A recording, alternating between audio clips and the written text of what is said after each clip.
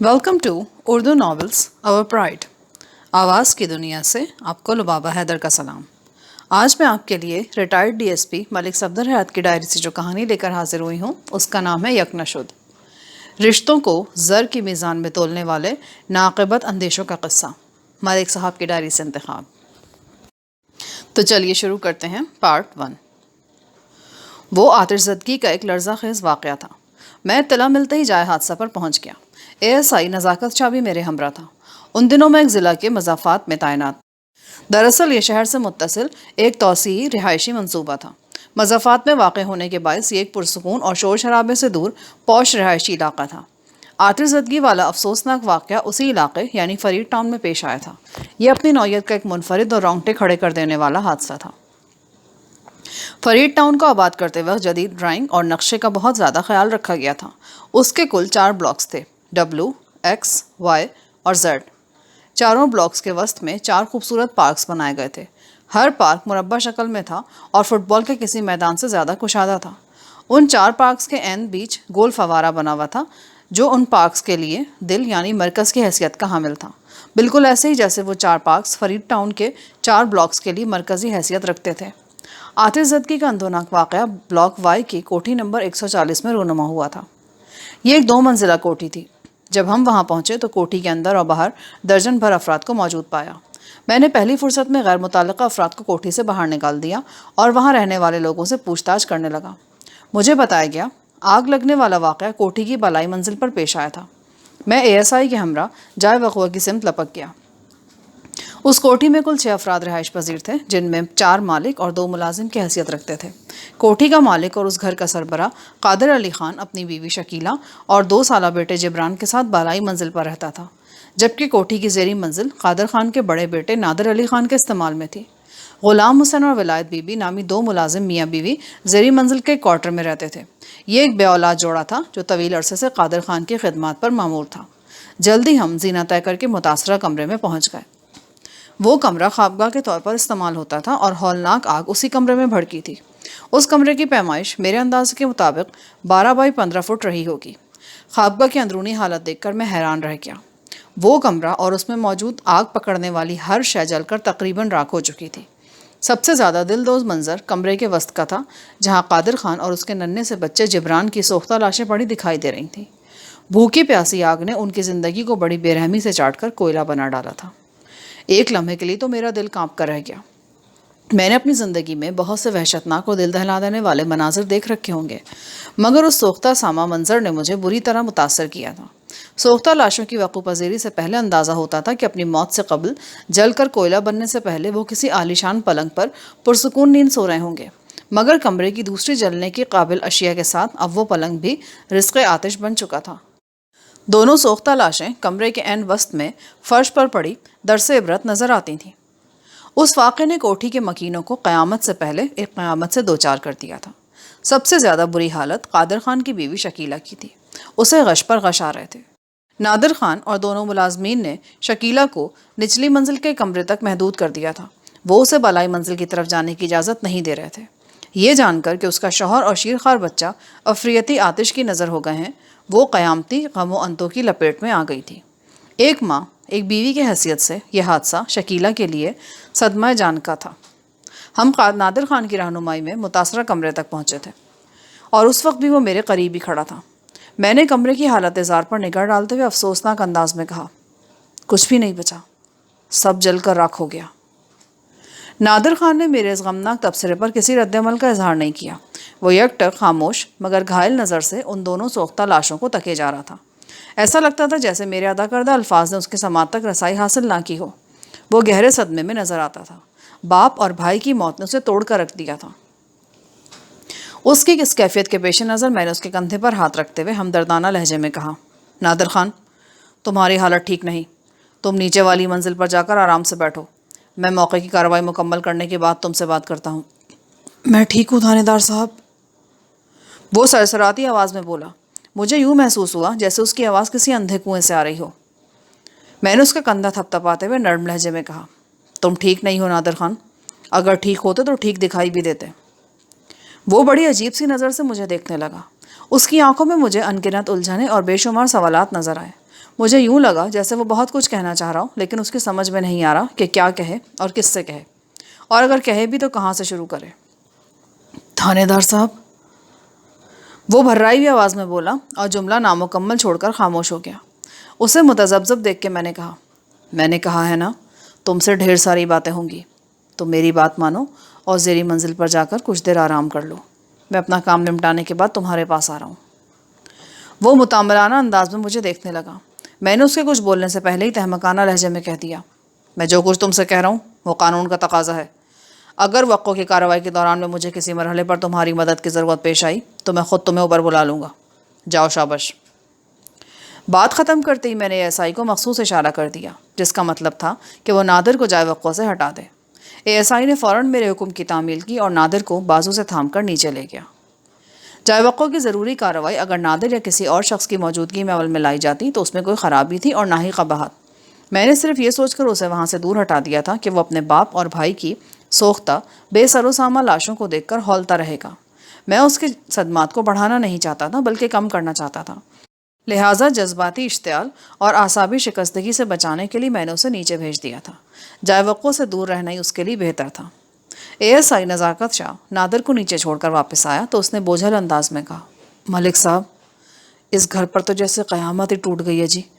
جب 2 جنازے ایک ساتھ یہاں سے اٹھیں گے نا تو ایک کوہرام بپا ہو جائے گا۔ زندہ رہ جانے والوں پر پتہ نہیں کیا بیتے گی۔ نزاکت شاہ ان لمحات میں خاصا جذباتی ہو رہا تھا۔ یہ اس ماحول کا اثر تھا۔ میری اندرونی کیفیت بھی کچھ اسی نوعیت کی تھی، مگر میں نے اپنے احساسات، جذبات اور اعصاب کو مکمل طور پر قابو میں رکھا ہوا تھا۔ واقعی یہ ایک بہت بڑا حادثہ ہے۔ مرنے والا تو مر جاتا ہے، اصل قیامت تو ان لوگوں پر ٹوٹتی ہے جو اس کی موت کا سوگ بنانے کے لیے زندہ رہ جاتے ہیں۔ فردن فردن روزانہ ان کے اندر ایک موت واقع ہوتی ہے۔ بہرحال نادر اور شکیلہ کو تو صدمہ سہنا ہی ہوگا۔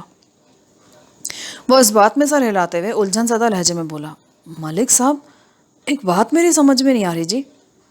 کون سی بات شاہ جی؟ ہماری معلومات کے مطابق قادر خان، شکیلہ اور ان کا معصوم بچہ جبران خان بالائی منزل پر رہتے تھے۔ اس کمرے میں بھڑکنے والی آگ نے قادر اور جبران کو تو نگل لیا، مگر شکیلہ بالکل محفوظ رہی۔ کیا وہ سندوناک حادثے کے وقت کمرے میں موجود نہیں تھی؟ مجھے یقین ہے نزاکت علی کہ تم آگے چل کر بہت ترقی کرو گے۔ میں نے ستائشی نظر سے اس کی طرف دیکھتے ہوئے کہا، ایک سمجھدار اور فرض شناس پولیس والے کو ایسے ہی سوالیہ اور شکی انداز میں سوچنا چاہیے۔ میرے ذہن میں بھی ایسے بہت سارے سوالات ڈوب ابھر رہے ہیں اور ہمیں ان سب کے جوابات تلاش کرنے ہیں۔ جائے وقوع کی ضروری کارروائی ہو جائے تو نیچے جا کر نادر خان، شکیلہ اور دونوں ملازمین سے پوچھ گچھ کریں گے۔ انشاءاللہ سب کچھ سامنے آ جائے گا، اور جو چھپا ہوا ہے وہ اسے ہماری تفتیش کان سے پکڑ کر باہر کھینچ لائے گی۔ میری بات سمجھ رہے ہو نا؟ جی جناب۔ اس کے بعد ہم دونوں موقع کی کارروائی میں مصروف ہو گئے۔ اس خوابگاہ کا وسطی حصہ بری طرح تباہ ہو چکا تھا اور یہی حصہ سب سے قیمتی تھا، جہاں ایک عالیشان پلنگ پر قادر خان اور اس کا شیرخوار بچہ گہری نیند سو رہے تھے۔ اب وہ نیند کے اس مقام پر پہنچ گئے تھے جہاں سے ان کی واپسی ممکن نہیں تھی۔ کمرے کے درمیانی حصے میں ان کی سوختہ لاشیں نظر آ رہی تھیں، یا پھر پلنگ اور بچے کے جھولے کی ماتمی راکھ، اور یہ راکھ بھی اب باقاعدہ کیچڑ کی شکل اختیار کر چکی تھی۔ یہ کیچڑ اس پانی کے سبب پیدا ہوئی تھی جو آگ بجھانے کی غرض سے اس باپ بیٹے کی جلتی لاشوں پر پھینکا گیا تھا۔ جائے وقوع کا نقشہ تیار کرنے کے دوران میں متلاشی نگاہ سے جل جانے والی اور باقی بچ جانے والی ایک ایک چیز کا جائزہ لے رہا تھا۔ وہاں مجھے خستہ حال کوئلوں والی انگیٹھی بھی نظر آئی۔ ایسی انگیٹھیوں کو موسم سرما میں کمرہ گرم کرنے کے لیے استعمال کیا جاتا ہے۔ انگیٹھی کے اندر کوئلے دہکا کر اسے بستر کے قریب محفوظ فاصلے پر رکھ دیا جاتا ہے۔ مذکورہ انگیٹھی کسی ہیٹر کی طرح کام کرتی ہے۔ پانی کا اصول یہ ہے کہ ہر بڑی مچھلی چھوٹی مچھلی کو کھا جاتی ہے۔ بالکل ایسے ہی آگ کا بھی اپنا ایک اصول ہے کہ بڑا آتش دان چھوٹے آتش دان کو نگل جاتا ہے۔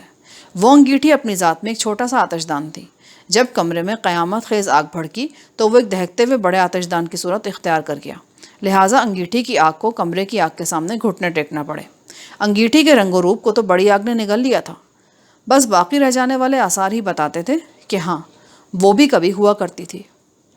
اس سوختہ خوابگاہ کی تلاشی کے دوران میں قادر اور اس کے بیٹے جبران کی لاشوں کے علاوہ مجھے کام کی صرف 2 ہی چیزیں حاصل ہو سکیں۔ ان میں ایک بے مول اور دوسری انمول تھی، مگر اہمیت کے لحاظ سے دونوں میرے ذہن میں ایک جیسے پرتجسس اور قابل تفتیش سوالات کو ابھار رہی تھیں۔ ان میں ایک تو گھی والا ایک سیر کا خالی ڈبہ تھا۔ اس زمانے میں کھجور مارکا، ڈالڈا، तलो, शालीमार और कश्मीर नामी बनस्पति घी के एक सिर वाले टीन के डब्बे भी आया करते थे। जलने के बायस मस्कूरा डब्बे की हालत ऐसी हो गई थी कि उसे देखकर बताना मुश्किल था कि वो कौन सी बनस्पति घी तैयार करने वाली कंपनी से ताल्लुक़ रखता था। बहरहाल घी के उस खाली सूरत नाशना डब्बे को कादर खान की ख्वाबगाह में देखकर मुझे सख्त हैरत हुई, क्योंकि ऐसी किसी शय की वहाँ कोई गुंजाइश नहीं निकलती थी। हाथ लगने वाली दूसरी शय अनमोल थी, यानी उसे कीमती कहा जा सकता था, और वो था एक तलाई लॉकेट। सोने की जंजीर में पिरोए गए उस लॉकेट का तावीज़ किसी सर्राफ की कारीगरी का उम्दा नमूना था। बैवजी शक्ल के उस तावीज़ के किनारों पर बड़ी महारत से एक डिज़ाइन उभारा गया था और उसके एन वस्त में अंग्रेज़ी का हरूफ एन उभरा हुआ था, जो बहुत नुमाया दिखाई देता था। मैंने जायवक़ुआ की ज़रूरी कार्रवाई मुकम्मल करने के बाद दोनों लाशों को पोस्टमार्टम के लिए अस्पताल भिजवाना चाहा तो नादिर खान मेरी राह में हायल हो गया। दुखी लहजे में उसने कहा, थानेदार साहब, जालिम आग ने पहले ही अब्बा जी और इस मासूम का हशर ख़राब कर दिया है। अब आप इनकी चीर फाड़ करवा के इनकी मज़ीद बेहुरमती तो ना करें ना जी। मैं उसके दर्द को अच्छी तरह समझ रहा था, लेकिन फ़र्ज़ के तकाज़ा निभाना भी ज़रूरी था। लिहाजा मैंने नहायत ही ठहरे हुए लहजे में कहा, नादिर खान, ये बहुत ज़रूरी है। तुम्हारा बाप और छोटा भाई तबई मौत नहीं मरे, इसलिए उनका पोस्टमार्टम होना चाहिए। मैं अपनी ड्यूटी को ज़्यादा अच्छी तरह समझता हूँ। बाप और छोटे भाई की अलमनाक जुदाई ने उसे तोड़ कर रख दिया था, लिहाजा वो मेरी राह में ज़्यादा मज़ाहमत पेश ना कर सका। लाशों को डिस्ट्रिक्ट अस्पताल भिजवाने के बाद मैंने नादिर को अपने साथ लिया और उस कोठी की ज़ेरी मंजिल के कमरे में जा बैठा। ये वो कमरा नहीं था जहाँ शकीला को रखा गया था। शकीला की दिल गिरफ्तगी बड़े ऊंचे दर्जे को पहुंची हुई थी। मैंने सोचा जब तक वो ज़रा संभलती मैं नादिर खान का बयान कलमबंद कर लूँगा। उस वक्त हम दोनों के सिवा उस कमरे में और कोई मौजूद नहीं था। नज़ाकत शाह को मैंने अफसोसनाक हादसे का शिकार होने वाले अफराद की सोख्ता लाशों के साथ सरकारी अस्पताल भिजवा दिया था और ये ताकीद भी की थी कि लाशों को अस्पताल पहुंचवाने के बाद वो सीधा मेरे पास वापस आए और फिर हम दोनों एक साथ थाने चलेंगे। इस दौरान मैं महल खाना के बयानात ले लेता। नादिर खान, मुझे इस वाक़े का दिली रंज है। इस गम में मैं भी तुम्हारे साथ शरीक हूँ, लेकिन दूसरी तरफ मैं अपने फ़र्ज से भी मजबूर हूँ, लिहाजा तुम्हें सोच समझ कर मेरे सवालात के जवाब देने होंगे। उसने ज़ख्मी नज़र से मेरी तरफ देखा। उसकी आंखों में गहरे गम और तज़ब्ज़ुब की परछाइयाँ मैंने वाज़ेह तौर पर महसूस की थीं। गम का सबब तो सामने की बात थी, उसे समझने के लिए किसी ख़ास किस्म की अक़ल या ज़हानत की ज़रूरत नहीं थी, मगर तज़ब्ज़ुब की वजह मेरे जहन को उलझा रही थी।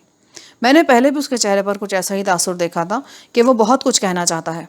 किसी शय ने उसे कशमकश किसी कैफियत में मुब्तला कर रखा था। मेरे नरमी भरे अंदाज के जवाब में उसने मुतामिलाना लहजे में सिर्फ इतना कहा, जी पूछे जनाब। मैं सवाल करने से पहले चंद लम्हे तक खोजती हुई नज़रों से उसकी आंखों में देखता रहा। उसके साथ ही उसके चेहरे के उतार चढ़ाव का जायज़ा भी लेता रहा। नादिर की उम्र मेरे अंदाजे के मुताबिक 25 साल रही होगी। वो गबरू की इस्तिलाह पर 101% पूरा उतरता था, लिहाजा उसके हुलिया और वज़ाक़ता पर मज़ीद दबकोशाई मुनासिब नहीं होगी। लेकिन उन दिल गिरफ्ता लम्हात में उसकी जवानी और रानाई गहन की तरह चादर ओढ़े बैठी थी। नादिर खान, जब ये वाक़या पेश आया उस वक्त तुम कहाँ थे? मैं अपने इसी कमरे में सो रहा था। इसी कमरे से उसकी मुराद वो कमरा थी जहाँ उस वक्त हम दोनों बैठे थे। तुम्हें इस हादसे के बारे में कैसे पता चला? मेरा मतलब है तुम तो सो रहे थे ना। यकीनन तुम्हें किसी और ने ये ख़तरनाक इत्तला पहुँचाई होगी। मुझे ग़ुलाम हुसैन ने इस बारे में बताया था। ये ख़बर सुनने के बाद तुमने क्या किया? ग़ुलाम हुसैन ने मुझे बताया कि बीबी जी ने कहा है उनके कमरे में आग लग गई है, आप फ़ौरन पहुँचे। फिर मैं ऊपर वाली मंजिल की तरफ चला गया था। बीबी जी से उसका मतलब शकीला था। नादिर की बात सुनकर मुझे झटका सा लगा। अगर आतिशज़दगी की इत्तला शकीला ने ज़ेरी मंजिल तक पहुँचाई थी तो इसका एक ही मतलब था। जब बालाई मंजिल की ख्वाबगाह में आग भड़की उस वक्त शकीला अपने शौहर और बच्चे के साथ वहाँ नहीं सो रही थी, वरना वो भी उनके साथ जलकर कोयला हो जाती। दूसरा इम्कान यह था कि वो ख्वाबगाह में मौजूद तो हो लेकिन जाग रही हो और उसने आग भड़कते देख ली हो। जब तुम बालाई मंजिल वाली ख्वाबगाह में पहुँचे तो तुमने वहाँ क्या देखा? मैंने अब्बा जी और छोटे बच्चे को आग में जलते हुए देखा था। ग़ुलाम हुसैन भी मेरे साथ ही ऊपर पहुंचा था और उसकी बीवी भी। ग़ुलाम हुसैन बहुत परेशान था, मेरी तरह वो भी उस मंज़र को देखकर दहशतज़दा रह गया था। फिर उसी के मशवरे पर हम बाल्टियों में पानी भर भर कर ऊपर लाने लगे, मगर हमारी हर कोशिश ज़ाया हो गई। हम अब्बा जी और उस मासूम को नहीं बचा सके, वो जलकर कोयला हो गए। उसकी आवाज़ रुंध गई। उन लम्हात में मेरा जहन बड़ी तेज़ रफ्तारी से काम कर रहा था और मुझे बता रहा था कि इस अलमनाक वाक़े की तह में कोई ना कोई गड़बड़ ज़रूर मौजूद है। सब कुछ वैसा ही सीधा सादा नहीं था जैसा कि बयान किया जा रहा था या नज़र आ रहा था। बहुत सी बातें मेरे जहन को उलझा रही थीं। مثلاً سب سے بڑی بات تو یہی مجھے ہضم نہیں ہو رہی تھی کہ شکیلہ کو کسی بھی طرح یہ پتہ چلا کہ اس کی خوابگاہ میں آگ لگ گئی ہے۔ اس نے مدد کے لیے زیریں منزل پر موجود ملازمین کو پکارا۔ ولایت بی بی اور اس کے خاوند غلام حسین نے اس کی پکار پر لبیک کہا اور نادر خان کو جگا کر اس واقعے سے آگاہ کیا، اور پھر جب وہ دونوں آگ بجھانے کے لیے بالائی منزل پر پہنچے تو اس دوران میں قاتل آگ نے قادر اور اس کے بیٹے کی زندگی کو پوری طرح نگل لیا، لہٰذا غلام حسین اور نادر خان کی کوششیں برآورد نہ ہو سکیں۔ یہ سمجھ میں آنے والی بات نہیں تھی۔ اتنی تیز رفتاری اور ہلاکت خیزی سے تو جنگل کی آگ بھی کام نہیں دکھاتی۔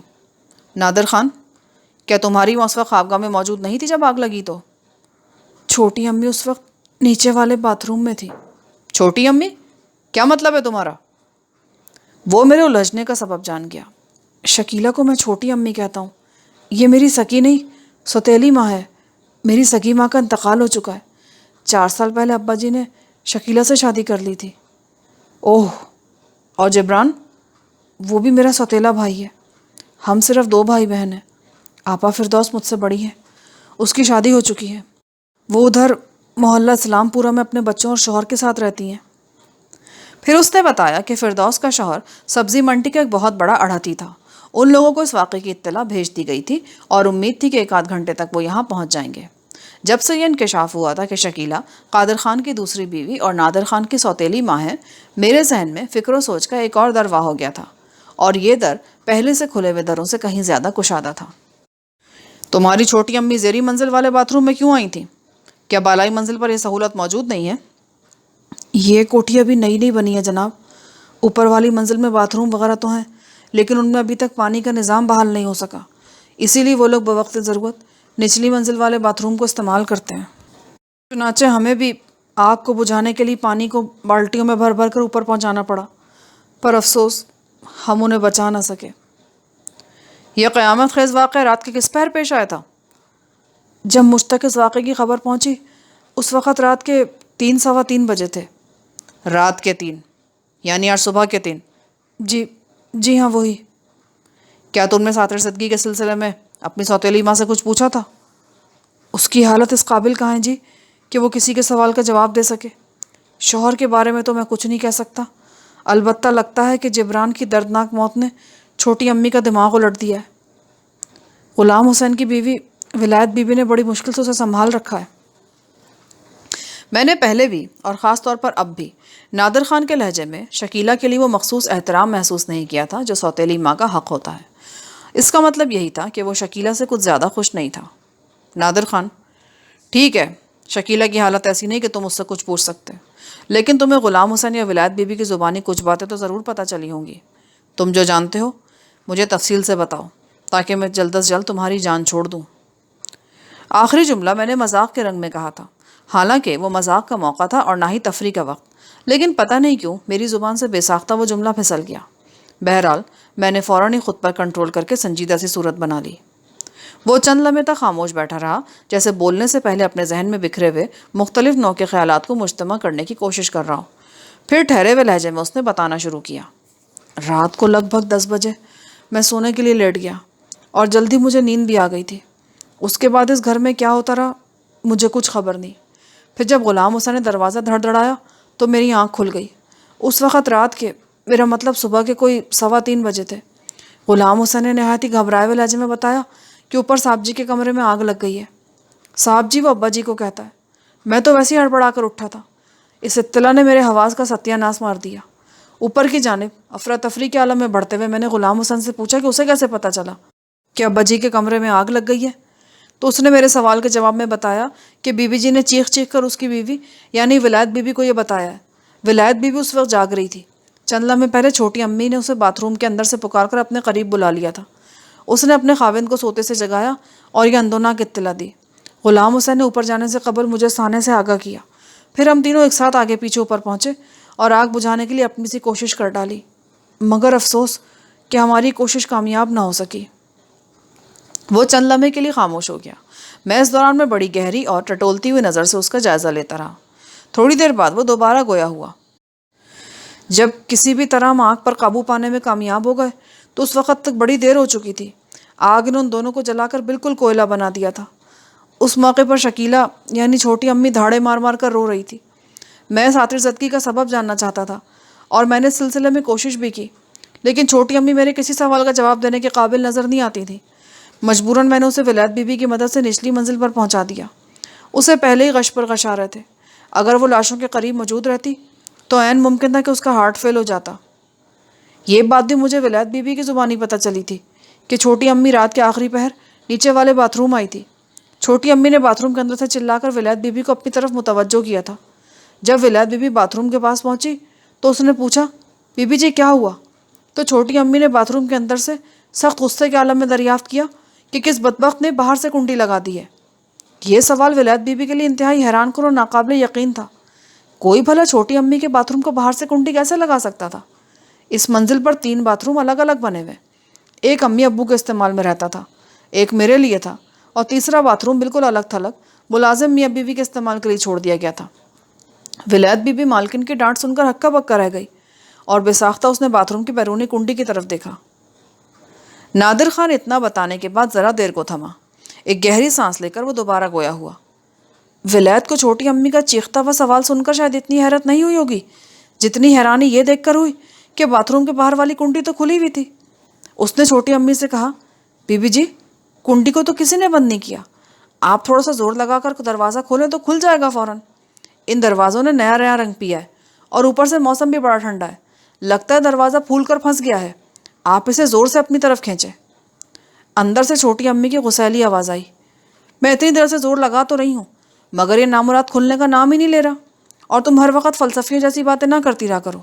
میں تم سے زیادہ جانتی ہوں کہ لکڑی کس موسم میں پھولتی ہے اور کس موسم میں سکڑ جاتی ہے، اور رنگ پینے کے بعد اس کی کیفیت کیا ہوتی ہے۔ ولایت بی بی کافی عرصے سے یہاں ملازم ہے، وہ فلسفی نہ صحیح مگر اس میں نے مصلحت اندیشی ضرور دیکھی ہے۔ اس نے موقع محل کی نزاکت کو محسوس کرتے ہی چھوٹی امی کے سامنے ہتھیار پھینک دیے۔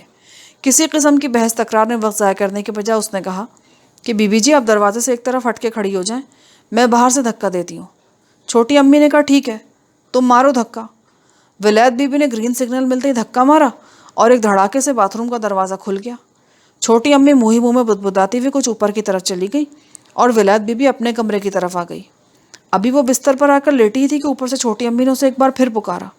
اس بار وہ ولایت بی بی کو اپنے کمرے والی آتشزدگی کے بارے میں آگاہ کرتے ہوئے اسے فوراً اوپر آنے کو کہہ رہی تھی۔ اس کے بعد جو کچھ بھی پیش آیا وہ میں آپ کو پہلے ہی بتا چکا ہوں تھانے دار صاحب۔ وہ لمحے بھر کو سانس ہموار کرنے کے لیے رکا، پھر اپنے بیان کو اختتام دیتے ہوئے بولا، یہ ساری باتیں مجھے ولایت بی بی نے بتائی ہیں۔ اس کی بیان کردہ تفصیل سن کر میں گہری سوچ میں ڈوب گیا۔ آتشزدگی کا یہ واقعہ بڑے حیرت انگیز اور ناقابل یقین انداز میں پیش آیا تھا۔ شکیلہ باتھ روم جانے کے لیے رات کے آخری پہر بالائی منزل سے زیری منزل پر آئی تھی۔ اس کا مطلب ہے وہ اپنے شوہر اور شیرخوار بچے کو صحیح سلامت خوابگاہ میں چھوڑ کر آئی تھی، یعنی اس وقت تک دور دور تک آتشزدگی کے آثار دکھائی نہیں دیتے تھے۔ اس نے باتھ روم میں کتنا وقت لگایا ہوگا؟ یہی کوئی 5-10 منٹ یا زیادہ سے زیادہ 15 منٹ۔ یکبستہ راتوں میں مون پیشاب کی حاجت انسان کو گرم بستر چھوڑنے پر مجبور کر دیتی ہے، اور اس حاجت کو رفع کرنے کے لیے 2-3 منٹ کافی ہوتے ہیں۔ لیکن معاملہ گڑبڑ دکھائی دے رہا تھا۔ شکیلہ یہی وقت باتھ روم میں گزارنے کے بعد جب اپنی خوابگاہ میں پہنچی تو سب کچھ جل کر راکھ ہو گیا تھا۔ یہ بات سمجھ میں آنے والی نہیں تھی اور ذہن میں ان گنت مہلک خیالوں کو جنم دیتی تھی۔ مثلاً اچانک خوابگاہ کے اندر آگ بھڑکی کیسے؟ اگر شکیلہ نے باتھ روم کے اندر اپنی حاجت کو پورا کرنے کے لیے فطری وقت لیا تھا تو پھر اس قلیل مدت میں آگ نے کس طرح 2 انسانوں کو کوئلوں میں بدل دیا؟ اور اگر شکیلہ غیر معمولی دیر تک باتھ روم میں موجود رہی تھی تو کیوں؟ کس لیے؟ کہیں ایسا تو نہیں تھا کہ کسی نے شکیلہ کی غیر موجودگی میں خوابگاہ کے اندر گھس کر وہاں آنکھ لگا دی ہو؟ اگر ایسا ہی تھا تو پھر سوال یہ بھی پیدا ہوتا تھا کہ وہ فتنہ پرور شخص کون تھا اور اس کے مقاصد کیا تھے؟ ان جیسے دوسرے متعدد سوالات کے جواب شکیلہ ہی دے سکتی تھی، اور فی الحال وہ کسی جواب کے قابل نہیں تھی۔ لہٰذا میں نے اپنی توجہ اور روئے سخن نادر خان کی طرف موڑ دیا۔ تمہارے خیال میں یہ آگ کس نے لگائی ہوگی؟ جی؟ میں نے اچانک اس سے پوچھا اور وہ حیرت سے منہ کھول کر مجھے دیکھنے لگا۔ پتہ نہیں کیوں مجھے یہ احساس مسلسل ستا رہا تھا کہ آتشزدگی کا وہ واقعہ اپنے جلوں میں کچھ اور بھی لیے ہوئے تھا جو فی الحال میری آنکھوں سے اوجھل تھا۔ میں اس چھپی ہوئی دل میں اندیشے اور دماغ میں خدشے جگاتی بات کو سامنے لانا چاہتا تھا۔ اسی تناظر میں خاص مقصد کی خاطر میں نے نادر سے وہ چپتا ہوا سوال کیا تھا جس کا جواب دیتے ہوئے وہ الجھ کر رہ گیا تھا۔ کہیں تم ایسا تو نہیں سوچتے کہ کسی نے خاص مقصد کے تحت آگ لگا دی ہو؟ جناب یہ آپ کس قسم کی باتیں کر رہے ہیں؟ کوئی جان بوجھ کر کیوں آگ لگائے گا؟ اور ایسا کون شخص ہو سکتا ہے؟ یہاں تو کوئی کسی کا دشمن بھی نہیں ہے۔ نادر خان، تفتیش کا عمل بڑا ہی ٹیڑھا اور نوکیلا ہوتا ہے، اس میں ہر زاویے سے سوال کیا جا سکتا ہے، لہٰذا تم میرے کسی سوال پر پریشان نہیں ہو، مجھے ہر پہلو اور ہر امکان کو اپنے نگاہ میں رکھنا ہے۔ بات دراصل یہ ہے کہ آگ کے بھڑکنے کو جس انداز میں بیان کیا جا رہا ہے وہ میری سمجھ میں نہیں بیٹھ رہا۔ کسی کمرے میں لگنے والی آگ آنن فانن وہاں سوئے ہوئے افراد کو جلا کر کوئلہ نہیں کر سکتی۔ آتش زدگی کے ایسے واقعات میں دھواں بھی وافر مقدار میں پیدا ہوتا ہے جو سوئے ہوئے افراد کی سانس کے ساتھ ان کے پھیپھڑوں تک رسائی حاصل کر لیتا ہے، جس کے سبب انہیں کھانسی کا دورہ پڑ جاتا ہے۔ نیند چاہے کتنی ہی گہری کیوں نہ ہو، وہ تڑپ کر اٹھ بیٹھتے ہیں اور اسی دم گھٹنے کی کیفیت کے دوران میں وہ خود کو بچانے کے لیے ہاتھ پاؤں ضرور مارتے ہیں، لیکن یہاں تو بالکل ہی مختلف صورتحال نظر آ رہی ہے۔ ٹھیک ہے، جبران کی عمر اتنی نہیں تھی کہ وہ اپنی جان بچانے کے لیے کوئی سود مند اور نتیجہ خیز جدوجہد کر سکتا، مگر تمہارے ابا جی کو کیا ہو گیا تھا؟ کیا وہ کوئی گہرا نشہ پی کر سویا تھا؟ وہ متعجب نظر سے مجھے دیکھنے لگا۔ تھانے دار صاحب، آپ کی باتوں میں تو بڑا وزن ہے جی، پتہ نہیں کیوں اس نقطے کی طرف میرا دھیان ہی نہیں گیا تھا۔ آپ کے ان خطرناک سوالات کا جواب تو چھوٹی امی دے سکتی ہیں۔ میں تمہاری چھوٹی امی سے بھی پوچھ گچھ کروں گا، اس سے تو اور بھی بہت سارے سوالات پوچھنے ہیں، میرے ذہن میں بہت کچھ ہے، ابھی تو یہ جاننا بھی باقی ہے کہ آگ لگی کیسے تھی۔